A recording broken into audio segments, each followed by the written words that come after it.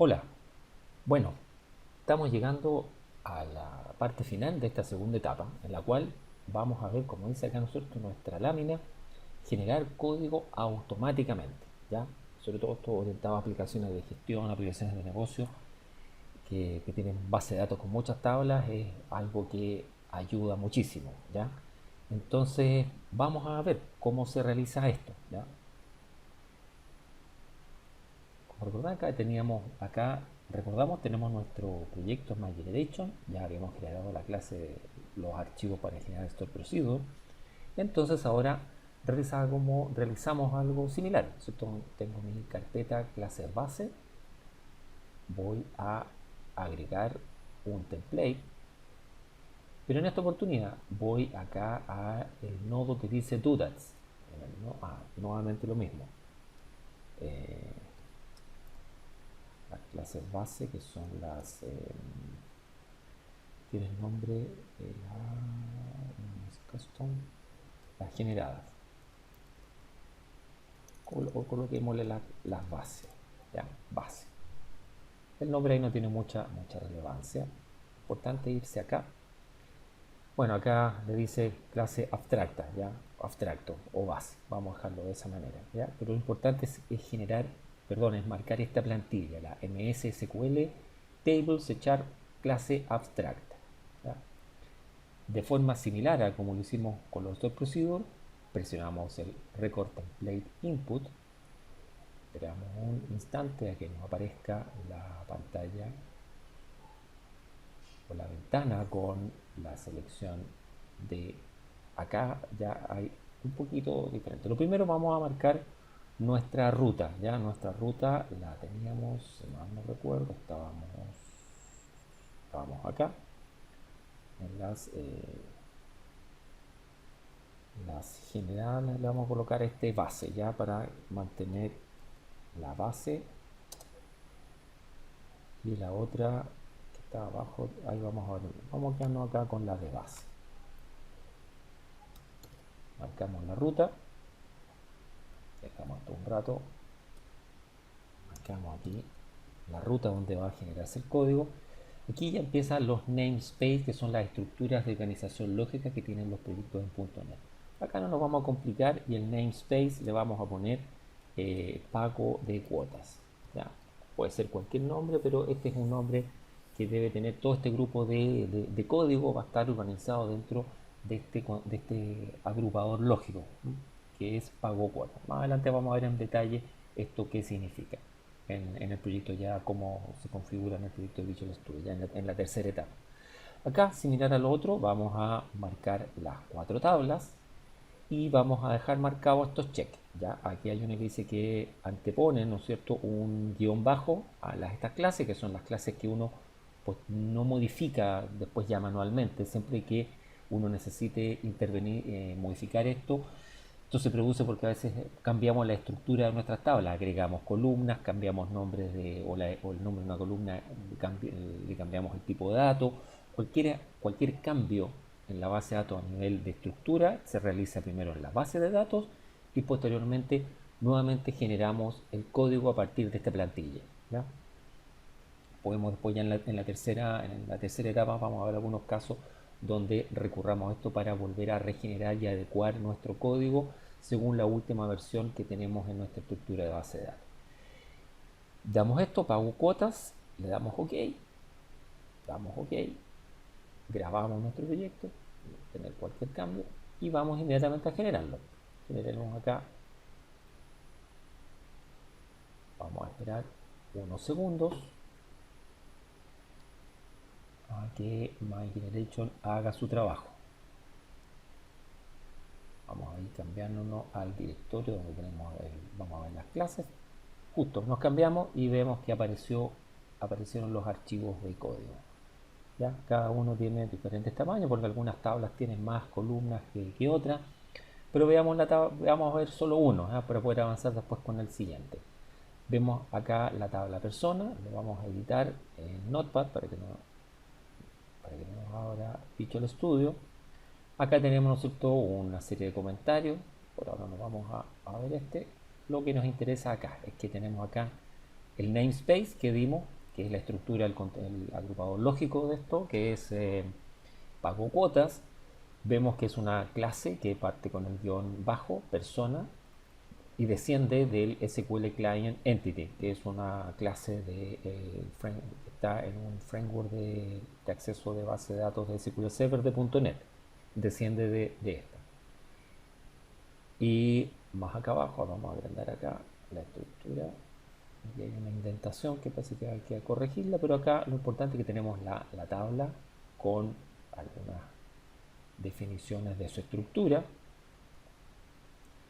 Cuando la código ya para ir manipulando los datos de la tabla, pero ya dentro del proyecto, ya a nivel de objeto. Ya aquí vamos a...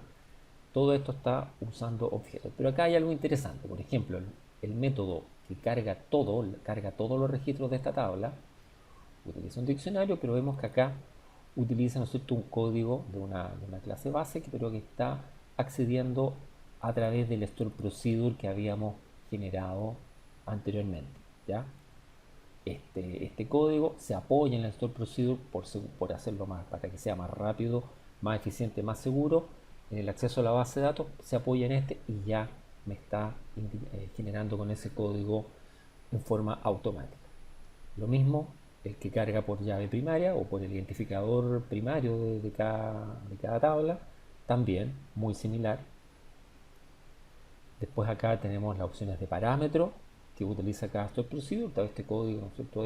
Vamos a ver ahí en la tercera etapa cómo se utiliza este código ya en forma práctica en el proyecto. Tenemos otra zona de la estructura de la tabla, ¿cierto? Una región que son los column names, donde tenemos la estructura de la tabla, pero representada dentro de un objeto ya de .NET, particularmente en C Sharp. Y más código ya de manejo de la estructura interna, que es un código que nos va a apoyar, lo vamos a utilizar en forma indirecta en nuestro proyecto cuando ya estemos usando, instanciando objetos de esta clase. ¿Ya? Acá abajo ya no me voy a tener en detalle todo porque es, si se fijan, bastantes líneas de código para manejar la estructura de mi clase. Lo importante acá es que esto es un código .NET perfectamente utilizable en los frameworks más recientes. La herramienta que estamos usando es un poquito antigua, su desarrollador tomó otros caminos, todo ya no la siguió, llegó a un nivel, ¿no es cierto?, de madurez que no le siguió invirtiendo más tiempo, más modificaciones, pero por lo que realiza está todavía, ¿no es cierto?, súper vigente, porque este es todo un código que uno podría a lo mejor escribirlo a mano, pero la verdad que yo sinceramente me tardaría bastante tiempo en poder escribir todo este código con este, ¿no es cierto?, nivel de no haberme equivocado en algún punto menos, letra de menos que no funcione y tener, ¿no es cierto?, la ¿cómo es la palabra? La prolijidad de poder, ¿no es cierto?, tener todo esto en poco tiempo. ¿Ya? Difícil que algo a mano versus esto, no, yo no he visto a nadie que realice eso. ¿Ya? Entonces tenemos la tabla persona, lo vamos a dejar acá y vamos a pasar a la clase custom. ¿Ya? Y vamos a revisarlo el equivalente con la misma tabla. Como ustedes a lo mejor ya estarán pensando, ¿no es cierto? Vamos acá a agregar un template dentro de la mismo. Vamos ahora a buscar la clase concreta. Vamos acá a darle el nombre de concrete. Vamos a colocarle concrete, que es la cual nosotros vamos a instanciar. ¿Ya? Le vamos a hacer nombre a la plantilla por darle un nombre. Seleccionamos la plantilla de clase concreta. Nuevamente pulsamos al grabar el template.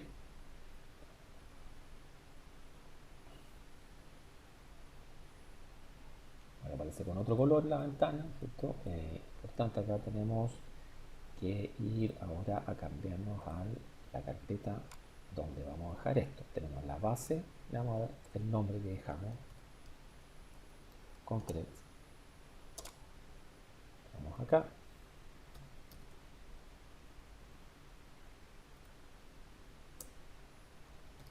Cambiamos eso. Acá tiene otro namespace, tenemos que dar el mismo namespace que teníamos en el otro. ¿Cuál fue el nombre del namespace? Vamos acá a acá, el namespace que le dimos, creo que fue pago cuotas. El namespace fue pago cuotas. Tenemos que colocar el mismo namespace para que después puedan verse cuando estén en el proyecto, en la solución de Visual Studio.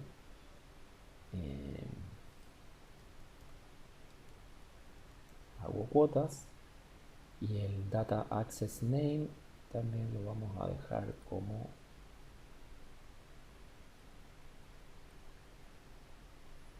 pago cuotas. Vamos a dejar los dos iguales. Ya, la misma está apuntando ya a nuestra base de datos. Marcamos las 4 tablas, le damos OK, grabamos y ahora botón derecho para ejecutar. Ahí vamos a esperar unos segundos, el relojito ahí, la flecha.